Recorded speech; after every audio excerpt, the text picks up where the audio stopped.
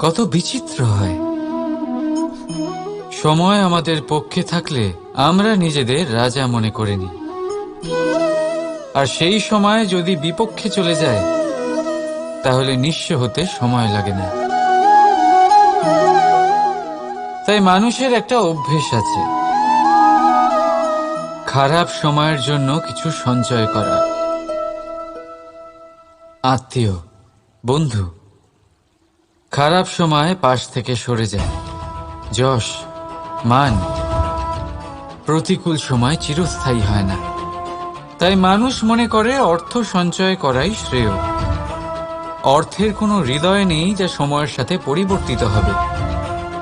সংসার বলে সর্বদা অর্থ সঞ্চয় করতে থাকুন। খারাপ সময়ে অবশ্যই কাজে লাগবে, কিন্তু আমি বলবো শুভ কর্ম করতে থাকুন, আনন্দে থাকুন, নিজের ওপর আর ঈশ্বরের ওপরে বিশ্বাস রাখুন। খারাপ সময় কখনো আসবেই না। রাধা রাধা। প্রকৃতি মানুষকে এক বিশেষ শক্তি দিয়েছে, অন্য জীবের থেকে বেশি শক্তি দিয়েছে। স্মরণ শক্তি। এই শক্তি মানুষকে অন্য জীবের থেকে ভিন্ন করে, ইতিহাস রচনা করার প্রেরণা দেয়, জ্ঞানকে বংশানুক্রমে এগিয়েও নিয়ে যায়। আর যারা ভুলে যান, অধিকাংশ সময় তারা উপহাস আর দয়ার পাত্র হয়ে যান। কিন্তু এটাই কি প্রকৃত রূপে সত্য? না। এই স্মরণ শক্তি মানুষের বিকাশের সব থেকে বড় বাধা হয়ে দাঁড়ায়। তার মনকে দূষিত করে দেয়। খারাপ অভিজ্ঞতা, কারোর করা বিশ্বাসঘাতকতা, কারোর কটাক্ষ বেশিরভাগ মানুষই ভুলতে পারেন না, আর তারপর প্রতিশোধ নিতে উদ্যত হন।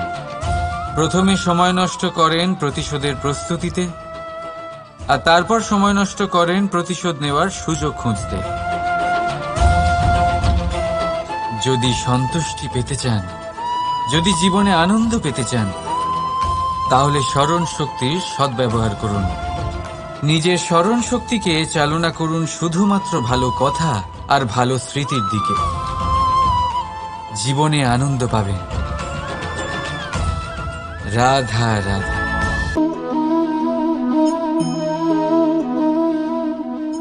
আপনার কি মনে হয় আমি কি করছি? আপনি বলবেন আমি প্রদীপ জ্বালাচ্ছি। সঠিক, কিন্তু প্রশ্ন হচ্ছে যে আমি কি আপনাকে বলেছি যে একে প্রদীপ বলা হয়? না। এই প্রদীপ কি নিজেই নিজের পরিচয় আপনাকে দিয়েছে? না। তাহলে আপনি কি করে জানলেন যে একে প্রদীপ বলা হয়? উত্তর হচ্ছে প্রকাশ, যে স্বয়ং জ্বলে অন্ধকারের মধ্যে সংসারকে পথ দেখায়, সেটাই প্রদীপ। যা নিরাশার মাঝে আশার আলো প্রদর্শন করে, সেটাই প্রদীপ। অপর দিকে আছে সাপ, যাকে না দেখেও তার ফনার আওয়াজ শুনেই লোকে ভয় পেয়ে যায়। তার মানে ব্যক্তির পরিচয় তার কর্মের দ্বারা পাওয়া যায়। তাই আপনার এটা বলার প্রয়োজন নেই যে আপনার পরিচয় কি। এটা আপনার কর্মই নিশ্চিত করবে যে লোকে আপনাকে প্রদীপ ভেবে ভালোবাসবে নাকি সাপ ভেবে ভীত হয়ে থাকবে। রাধা রাধা। আপনি কি ওই মাকড়সার জাল দেখতে পাচ্ছেন? মাকড়সারা ভীষণ পরিশ্রম করে এটা তৈরি করে। নিজের শরীরের রস দিয়ে এই জাল বোনে।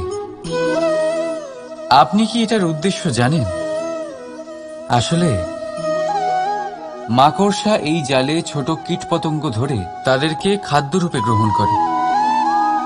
কিন্তু আপনি কি এই কথা জানেন যে একদিন মাকড়সা নিজেই নিজের জালে জড়িয়ে মৃত্যুবরণ করে থাকে? বলুন কি করেন আপনি এই জাল দেখতে পেলে? দেখতে পেলেই মুছে ফেলেন এর অস্তিত্ব, তাই না? তেমনি অন্যদিকে পাখির বাসা, পাখিরাও ভীষণ পরিশ্রম করে এটা তৈরি করে। কিন্তু যদি পাখি একদিন এটা ছেড়ে চলে যায়, তাহলেও লোকে এটা নষ্ট করে দেয় না। কারণটা কি? এর কারণ হলো এর নির্মাণ জীবন সঞ্চারের জন্য করা হয়েছিল, নষ্ট করার জন্য নয়। তাই মনে রাখবেন, জীবনে আপনার পরিশ্রম যতই বেশি হোক না কেন, যদি আপনার লক্ষ্য শুভ না হয়, তাহলে আপনারও বিনাশ নিশ্চিত। তাই সৃজন করতেই থাকুন আর মুগ্ধ হয়ে বলুন, রাধা রাধা। মানুষ নিজের পরিবারের জন্য কত কিছুই না করে, দিন রাত পরিশ্রম করতে থাকে যাতে তার পরিবারের প্রয়োজন পূরণের জন্য অর্থ রোজগার করতে পারে। কিন্তু শুধু অর্থ রোজগার করাটাই কি যথেষ্ট? আপনি বলবেন, হ্যাঁ নিশ্চয়ই, অর্থ দিয়ে সব কিছু পাওয়া যায়, বিদ্যা পাওয়া যায়, বাড়ি পাওয়া যায়, ওষুধ পাওয়া যায়, আর কত কিছুই না পাওয়া যায়।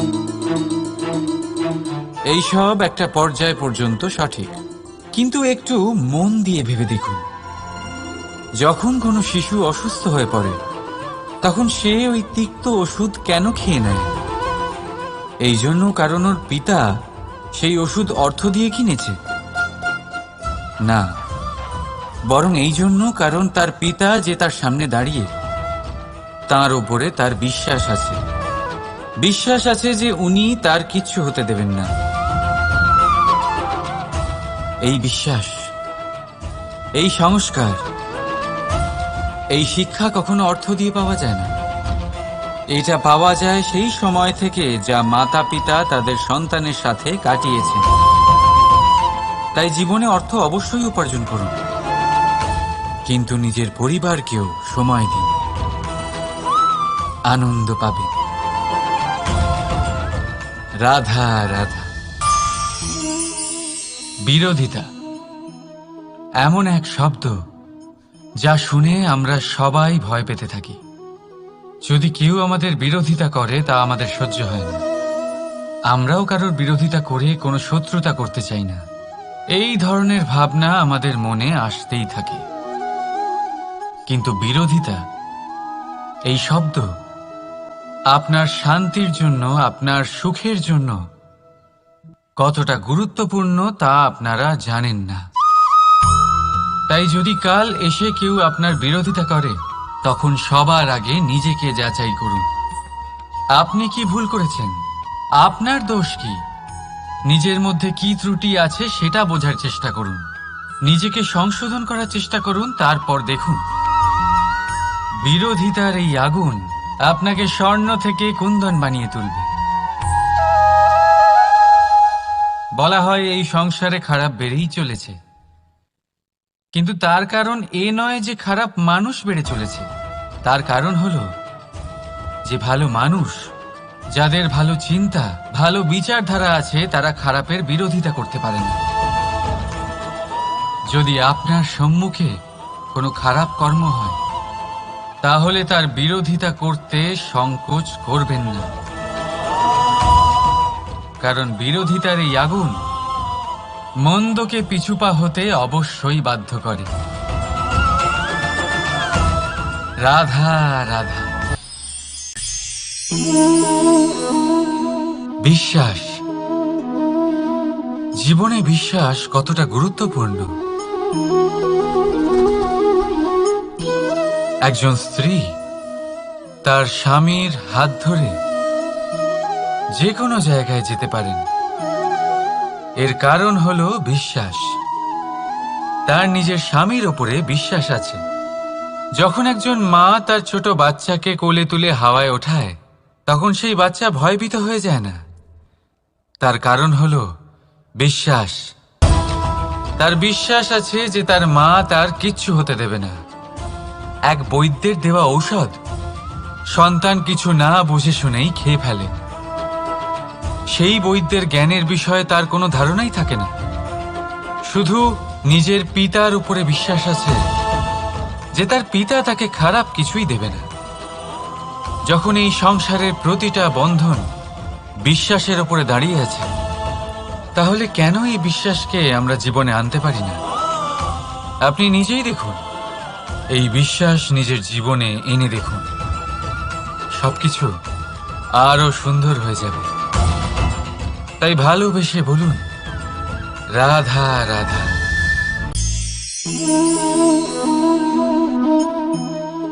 অহংকার, এই শব্দটা সবাই শুনেছেন। বহু মানুষকে আপনি এটা বলতে শুনেছেন যে ওই ব্যক্তির অহংকার আছে, ওই মানুষটির ক্ষমতার অহংকার আছে, ওই ব্যক্তির নিজের রূপ নিয়ে অহংকার আছে, ওই ব্যক্তির নিজের অর্থের অহংকার আছে, ইত্যাদি ইত্যাদি।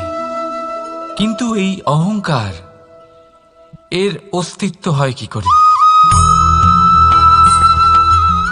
এবারে একবার এই হাতটা দেখুন। যদি এই হাতের 5 আঙ্গুল উঠে দাঁড়ায়, আশীর্বাদ।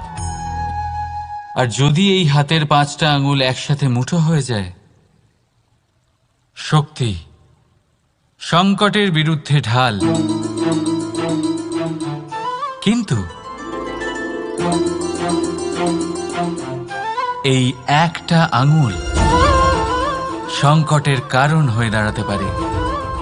এই একটা আঙ্গুল শত্রুকে আহ্বান জানায়। এবার অহংকার বলে এই শব্দটাই দেখে নিন। আমাদের থেকে আলাদা হয়ে গেলে হয় অহং। অহং অর্থাৎ ব্যক্তির মনে হয় যে সে আপনদের থেকে, নিজের বন্ধুদের এবং সঙ্গীদের থেকে, নিজের পরিবারের থেকে অনেক উপরে, অনেক শ্রেষ্ঠতর সে। কিন্তু মনে রাখবেন, এই অহংকার কোনো ব্যক্তির অস্তিত্বের বিনাশের প্রথম ধাপ। তাই ঝেড়ে ফেলে দিন এই অহংকারকে, আর বিশ্বাস করুন আমাদের ওপর, কারণ তখনই আপনি শান্তি পাবেন। আর সেই শান্তির সাথেই বলে উঠবেন, রাধা রাধা।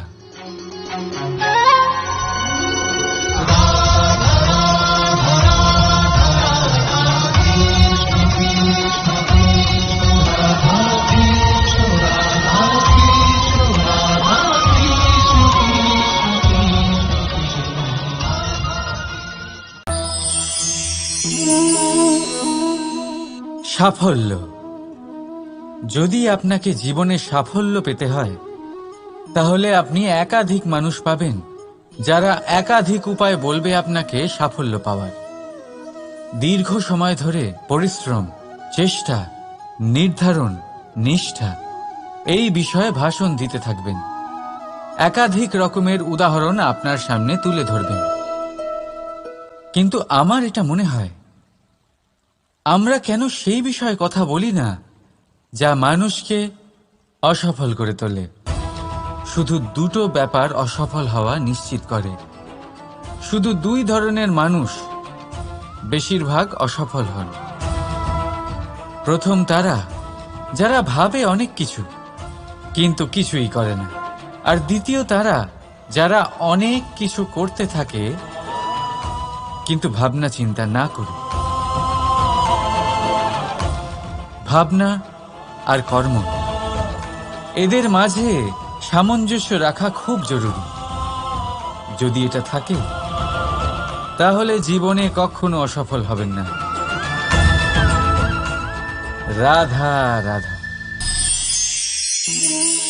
আপনি অনেককে এই কথা নিশ্চয়ই বলতে শুনেছেন, এই ব্যক্তির দৃষ্টিতে দম্ভ আছে, এই ব্যক্তির চোখের ওপর অহংকারের পর্দা পড়ে আছে, ইত্যাদি ইত্যাদি। চলুন আমি আপনাকে একটা প্রশ্ন করছি। আপনি দেখেন কি দিয়ে? দৃষ্টি দিয়ে নাকি দৃষ্টিভঙ্গির সাহায্যে? ভাবুন। চিন্তায় পড়ে গেলেন নিশ্চয়ই। দৃষ্টি যে কোনো বস্তুর বা যে কোনো মানুষের শুধু বাইরের রূপটা দেখায়, যেখানে দৃষ্টিভঙ্গি আপনাকে সোজা আসল পরিচয়ের সাথে সাক্ষাৎ করায়। উদাহরণ হিসেবে, চন্দ্র। চন্দ্র আমরা সবাই দেখেছি। বহু মানুষ আছেন যাদের চন্দ্র অত্যন্ত ভেবে পুজো করবেন, নাকি ভগবানকে পাথর ভেবে পরিত্যাগ করবেন, সিদ্ধান্ত আপনার। কিন্তু এই সিদ্ধান্ত নির্ভর করে আপনার দৃষ্টিভঙ্গির ওপর। তাই নিজের দৃষ্টিভঙ্গি শুভ রাখুন, নিজের দৃষ্টিভঙ্গিতে ভালোবাসা রাখুন, আর আনন্দে বলুন রাধা রাধা। বড় বড় রাজমহলের বড় বড় ইমারতের চূড়া কত সুন্দর হয়, কিন্তু আপনি কি কখনো এই বিষয়ে ভেবেছেন যে এই সুন্দর চূড়ায় পৌঁছতে গেলে আপনাকে পৃথিবীতে পা ফেলতেই হবে? সেই সুন্দর চূড়ায় পৌঁছে দীপ্তি পাওয়ার জন্য আপনাকে একটা কঠিন পথ অবলম্বন করতেই হবে। যদি আপনি কোনো কঠিন পথে না গিয়ে এই পৃথিবীর সাহায্য ছাড়াই শুধু উচ্চতার দিকে অগ্রসর হতে থাকেন, তাহলে সর্বদা অসফল হবেন। সেই জন্য নিজের স্বপ্ন পূরণের এই যাত্রাতে নিজের পথ কখনোই হারাবেন না, নিজের পথ থেকে সরবেন না। যদি এমন করেন তাহলে তো আপনার স্বপ্ন পূরণ হবেই না, তার সাথে আপনি নিজের পথও হারাবেন। রাধা রাধা। কৌতুক অর্থাৎ হাসি, এটা জীবনে কতটা গুরুত্বপূর্ণ। আমরা সর্বদাই হাসতে চাই, আমরা সর্বদা অন্যের মুখে এই হাসি দেখতে চাই। কিন্তু এই কৌতুক অনেক প্রকারের হয়, আর এই কৌতুকের ভিত্তি কি সেটাও খুব গুরুত্বপূর্ণ। কৌতুক কেবল তখনই পাবেন যখন তা শুদ্ধ মন থেকে আসবে। কৌতুক তখনই পাবেন যখন তা সামনের জনকেও হাসিয়ে তার কষ্ট হরণ করবে। এবারে যদি কৌতুক হিংসার থেকে বেরোয়, তখন তা কটাক্ষ হয়ে যায়, সামনের মানুষের মনে আঘাত করে। তারপরে সে তৈরি থাকে যে কখন আপনার উপরে আবার প্রহার করতে পারবে। তাই যদি হাস্য কাউকে ছোট করার জন্য হয়, তা হাস্য নয়, উপহাস হয়ে যায়। আর তা সামনের জনকে আনন্দ নয়, শুধু অপমান দেবে। আর অপমানিত ব্যক্তির মন তিক্ত হয়ে থাকে। তাই মনে রাখবেন যে এই কৌতুক যেন কৌতুকই থাকে, তা উপহাস বা কটাক্ষ না হয়ে যায়। রাধা রাধা। মানুষ এই শব্দের সূচনা হয় মন থেকে, আর সেই জন্যই হয়তো আমাদের এই মন এতটা গুরুত্বপূর্ণ। এবারে দেখুন না, আমাদের মনই সবকিছু চালনা করে। মনই সেই যে কল্পনা করে, মনই সেই যা কল্পনাকে বাস্তবে পরিণত করার জন্য পরিশ্রম করতে আমাদের প্রেরণা যোগায়। মনই সেই যা লোভের জালে জড়িয়ে পড়ে। মনই সেই যা অভিমানের পর্দা দিয়ে ঢেকে যায়। আর এই মনই সেই যা আপনাকে বিনাশের দিকে টেনে নিয়ে যেতে পারে। কিন্তু যদি তা পরোপকার করার ইন্ধন পায়, তাহলে এমন কোনো মহান কাজ নেই যা আপনি করতে পারবেন না। কিন্তু এই মন কি? এটা বোঝানো যায় দুটো শব্দের মাধ্যমে, দুটো সহজ শব্দ। প্রথম, একজন কুশল সেবক। দ্বিতীয়, একজন সংকটপ্রবণ মালিক। যদি আপনার এই মন আপনার নিয়ন্ত্রণে থাকে, তাহলে সে হলো আপনার সেবক। তাই আপনার অস্তিত্ব আছে। কিন্তু যদি আপনার মন আপনার কর্মের ওপরে নিয়ন্ত্রণ করে, তাহলে এই মন আপনার মালিক, আর তখন আপনার বিনাশ নিশ্চিত। তাই নিজের এই মনকে নিয়ন্ত্রণে রাখুন, কিন্তু ভালোবেসে। আসুন আমার সাথে আনন্দে বলুন, রাধা রাধা। এই সূঁচ দেখতে পাচ্ছেন আপনি? এটা শুদ্ধ লোহা দিয়ে তৈরি, বস্ত্র সেলাই করার কাজে লাগে, অস্ত্রোপচারে কাজে লাগে। কিন্তু আপনি কি কখনো ভেবে দেখেছেন এই সূঁচ কিভাবে তৈরি হয়? লোহার এক বড় অংশকে পিটিয়ে পিটিয়ে টেনে টেনে তাকে পাতলা বানানো হয়। এরপরেই আমরা পেয়ে থাকি সূঁচ। ভাবুন, যদি লোহার টুকরোতে অনর্গল প্রহার করার ফলে একটা লোহার টুকরো সূঁচে পরিণত হয়, তাহলে আমাদের জীবনে অনর্গল চেষ্টা করার ফলে জীবনের সমস্ত অংশকে আমরা কত প্রভাবশালী কাজে পরিণত করতে পারি। শুধু প্রয়োজন দৃঢ় নিশ্চয়তা। তাহলে আসুন আমার সাথে ভালোবেসে বলুন, রাধা রাধা। জীবনে আপনি এরকম মানুষও দেখবেন যারা এটা বলে, ভাবে, নিজেকেও বলে যে উনি সেই এমন ব্যক্তি যার মতো আমি হতে চাই।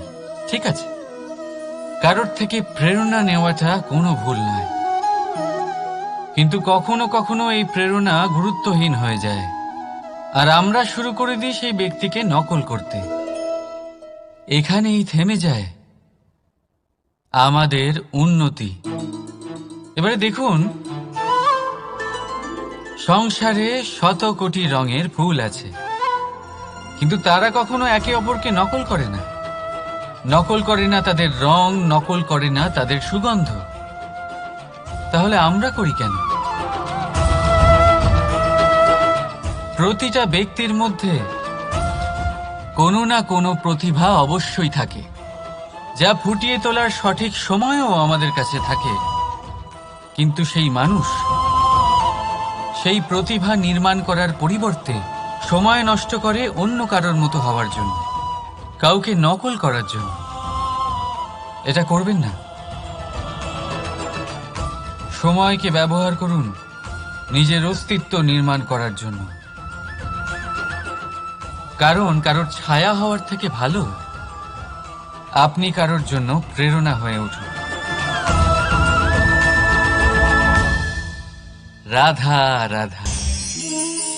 আমরা সকলে পাথুরে রাস্তা এড়িয়ে চলি, কারণ এই পথের পাথর আমাদের যাত্রা আরো কঠিন করে তোলে, আমাদের পা আহত করে দেয়।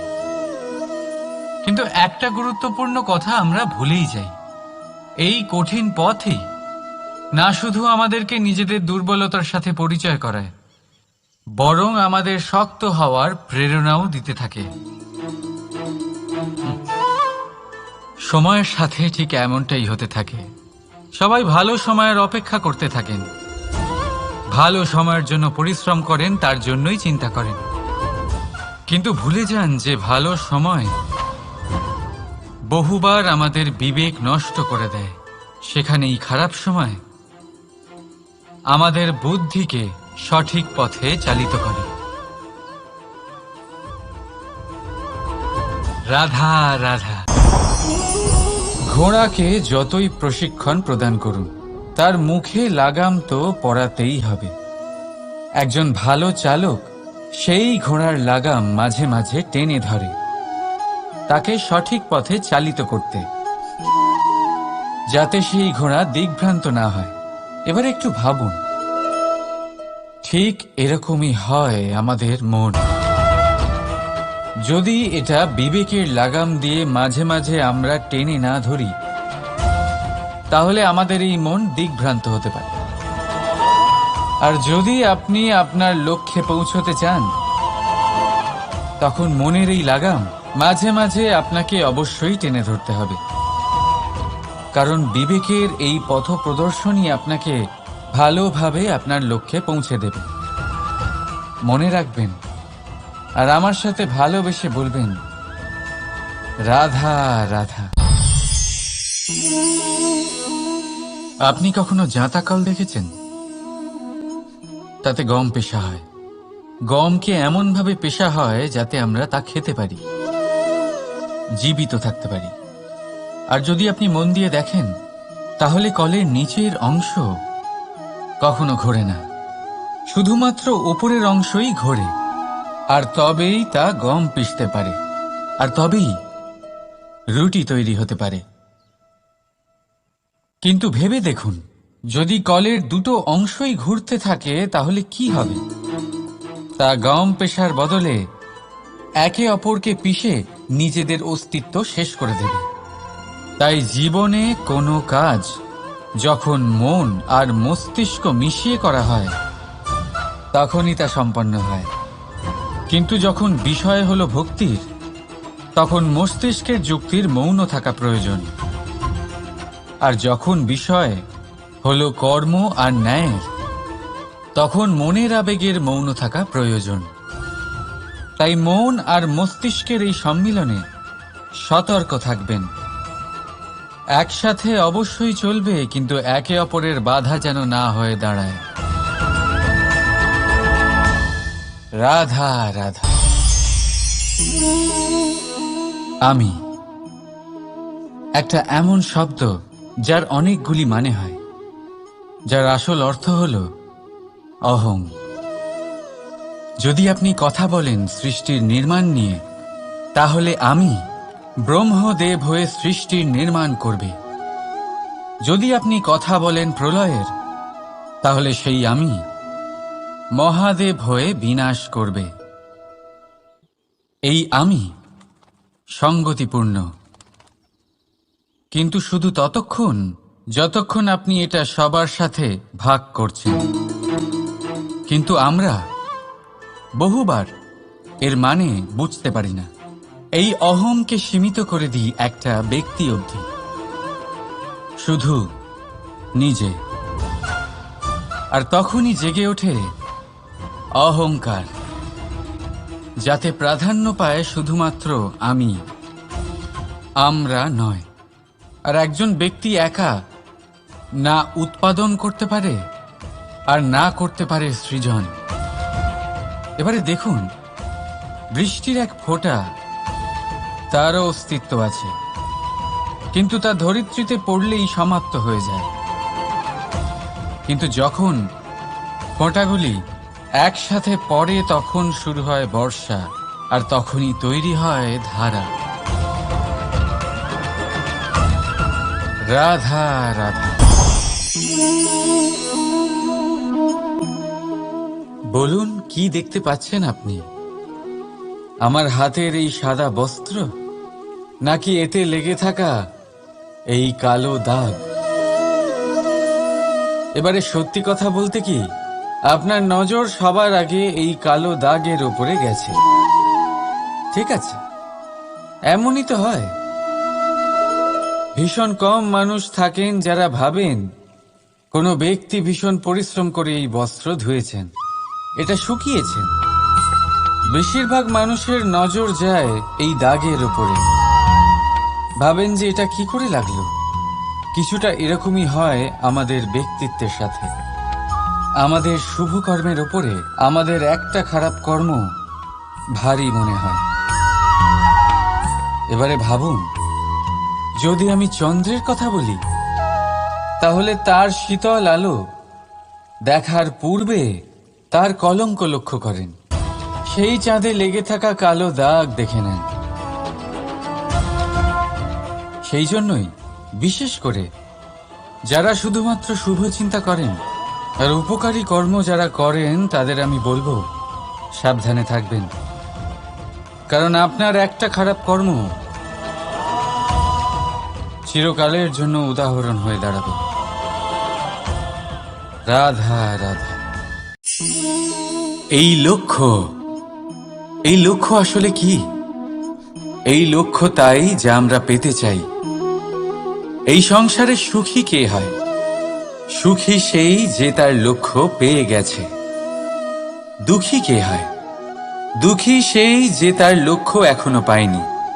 এবারে প্রশ্ন এখন এটাই যে লক্ষ্য সবাই পেতে চায়, লক্ষ্য পাওয়ার জন্য সবাই প্রাণপণ চেষ্টাও করে, তাহলে সবাই তাদের লক্ষ্যে পৌঁছতে পারে না কেন? ঠিক আছে, কোথাও না কোথাও কিছু না কিছু কমতি থেকেই যায়, যাই বাধা থাক। আজকে আমি আপনাকে একটা উপায় বলবো এই লক্ষ্য পাওয়ার জন্য। একটা কাগজ নিন, তাতে একটা চিহ্ন বানান, সেটাই হবে আপনার লক্ষ্য। এবারে সেই লক্ষ্যে পৌঁছানোর একটা পথ বানান।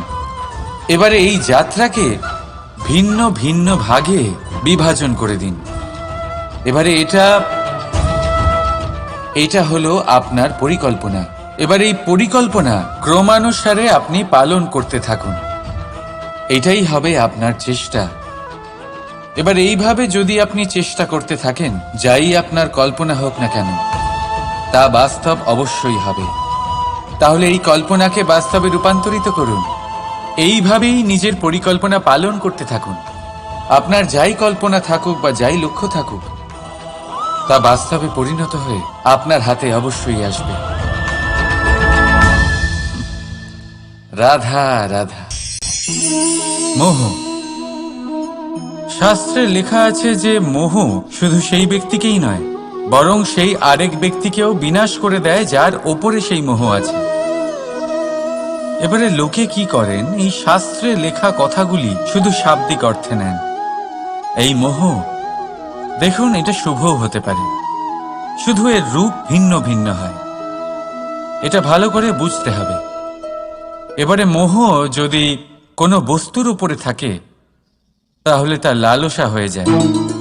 মোহ কোনো বিশেষ ব্যক্তির উপরে হয়ে গেলে তা প্রেম নয়, আকর্ষণ হয়ে যায়। মোহ কোনো চাহিদার উপরে হয়ে গেলে তা বাসনা হয়ে যায়। মোহ বিজয়ের উপরে হয়ে গেলে তা কুণ্ঠা হয়ে যায়।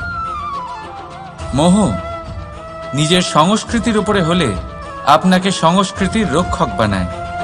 যদি এই মোহ নিজের গুণের উপরে হয়, তাহলে সেই শিল্প দ্বারা আপনি এই সংসারে অদ্ভুত সব কাজ করতে পারবেন।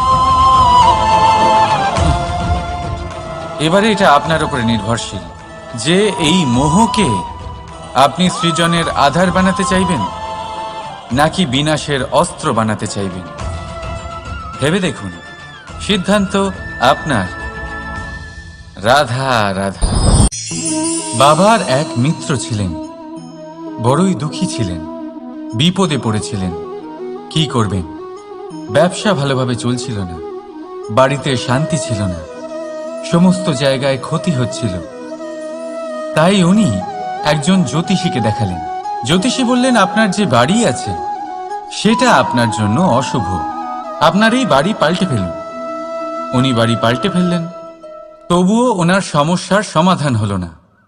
তারপর একজন জ্ঞানী ব্যক্তি ওনাকে বললেন যে আপনার জামা কাপড়ের যে রং সেটা বিপদকে আমন্ত্রণ জানাচ্ছে, এই জামা কাপড়গুলিকে পাল্টে ফেলুন। উনি সেগুলো পাল্টে ফেললেন, তাও সমস্যার সমাধান হলো না। আবার একজন জ্ঞানী ব্যক্তি বললেন যে আপনার আশেপাশে যে মানুষজন রয়েছে তারা এটা চায় না যে আপনি সফল হন, তারা আপনার ক্ষতি চায়, তাদের সাথে সমস্ত সম্পর্ক ভেঙে ফেলুন। তো উনি সম্পর্ক ভেঙে ফেললেন, কিন্তু তাতেও ওনার জীবনে কোনো পরিবর্তন এলো না। তার মানে তিনি বাড়ি পাল্টালেন, জামা কাপড় পাল্টালেন, সম্পর্ক পাল্টালেন, যেটা পাল্টালেন না তা হলো স্বভাব। এই যে স্বভাব, এটা অত্যন্ত গুরুত্বপূর্ণ। এই স্বভাবই আপনার ব্যক্তিত্ব তৈরি করে। তাই নিজের স্বভাব শুধরে ফেলুন, তাতে ভালো পরিবর্তন আনুন, সব কিছু ভালোই হবে। রাধা রাধা। ক্রোধ। লোকে বলে যে এই ক্রোধ পাপেরই মূল, কিন্তু সত্যি কি এই ক্রোধ পাপের মূল? একটু ভেবে দেখুন, এই ক্রোধ বাস্তবে আসলে কি? এই ক্রোধ একটা অনুভূতি যা আপনার মধ্যে হঠাৎই অসীমিত তেজ সঞ্চালন করে। এবারে আমি আপনাকে কিছু উদাহরণ দিচ্ছি যাতে আপনি বুঝতে পারেন যে ক্রোধ আপনার জন্য ভালো কি না। যদি কারোর সাথে অন্যায় হয় আর এটা দেখে আপনার ক্রোধ হয়, আর এই ক্রোধ আপনাকে তার সাহায্য করতে প্রেরণা যোগায়, তাহলে এই ক্রোধ অবশ্যই ভালো। যদি কোথাও আপনি দেখেন যে কোনো নারীর উপরে অত্যাচার হচ্ছে আর সেটা দেখে আপনার ক্রোধ হয়, আর এই ক্রোধ আপনাকে তার সাহায্য করতে সাহস যোগায়, তাহলে এই ক্রোধ অবশ্যই ভালো।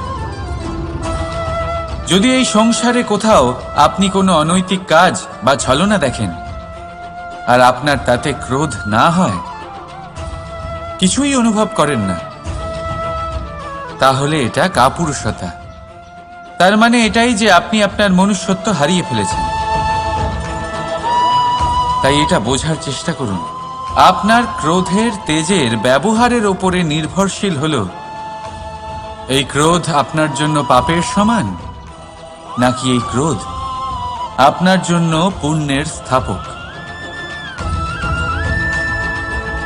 রাধা রাধা। অভিমান, আত্মসম্মান, অহংকার, দেখতে গেলে এই তিনটি শব্দ ভিন্ন ভিন্ন, কিন্তু এর মূল আধার একই, আত্মসম্মান। এবার যদি কথা বলি আপনার শরীরের, আপনার সংস্কৃতির, আপনার সম্পর্কের, তাহলে অভিমান থাকা স্বাভাবিক। এবার যদি কথা বলি আপনার ব্যক্তিত্ব নিয়ে, আপনার আদর্শ নিয়ে, আপনার বিচারধারা নিয়ে, তাহলে আত্মসম্মান হলো একটা গুণ। যদি এইভাবে বলা হয় যে আমি এই কার্য কারোর সাহায্য ছাড়া, সহযোগিতা ছাড়াও করতে পারি, তাহলে এটা আত্মসম্মান, আর এটা সঠিক। যদি এভাবে বলা হয় যে আমি এই কার্য কারোর সাহায্য ছাড়াই বা কারোর সহযোগিতা ছাড়াই করে ফেলেছি, তাহলে এটা অভিমান, এটাও সঠিক। কিন্তু এই কার্য শুধুমাত্র আমিই করতে পারি আর কেউ নয়, এটা অহংকার। তাহলে এই শব্দ এবং তার অর্থ বোঝার চেষ্টা করুন, জীবন ধারণের এক নতুন পথ খুঁজে পাবেন। রাধা রাধা। সংসারে প্রত্যেক ব্যক্তি কোনো না কোনো রূপে ঈশ্বরকে মানে, কেউ মূর্তি রূপে, তো কেউ তত্ত্ব রূপে, কেউ ভাবনা রূপে, আবার কেউ স্বভাব রূপে। কেউ নিজের মধ্যে পরমাত্মা খোঁজে, আবার কেউ অন্যের মধ্যে। কারোর কাছে জ্ঞানই পরমাত্মা। সংসারে প্রত্যেক মানুষই কোনো না কোনো রূপে তার ঈশ্বরকে পেয়েই যান। কিন্তু একটা কথা বলবো, ঈশ্বর প্রথমেই নিজের একটা স্বরূপ পৃথিবীতে আপনার কাছে পাঠিয়ে দিয়েছেন। সেই স্বরূপ হলো আপনার মাতা, আপনার মা। সেই মা, কিন্তু প্রত্যেক মায়ের মধ্যে ঈশ্বর অবশ্যই থাকে। রাধা রাধা।